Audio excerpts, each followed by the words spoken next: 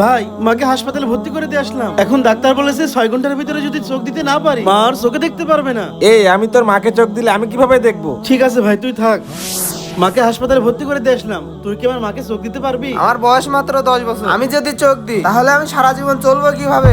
তাহলে ভাই তুইও চোখ দিবি না? না, আমি চোখ দিব না। যা এখান থেকে। বন্ধু, মাকে হাসপাতালে ভর্তি করে দিয়ে আসছি। ডাক্তার বলেছে 6 ঘন্টার ভিতরে যদি চোখ দিতে না পারি তাহলে মা আর চোখে দেখতে পারবে না। তুই তো আমার বন্ধু, তুই কি আমার মায়ের জন্য চোখ দিতে পারবি না? বন্ধু তুই বোঝার এই তুই চুপ থাক।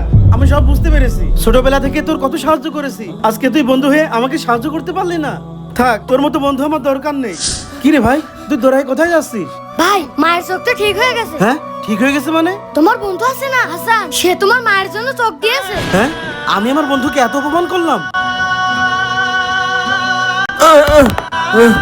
বন্ধু, বন্ধু তুই ওঠ। বন্ধু, আমার ভুল হয়ে গেছে, তুই আমাকে মাফ করে দিস।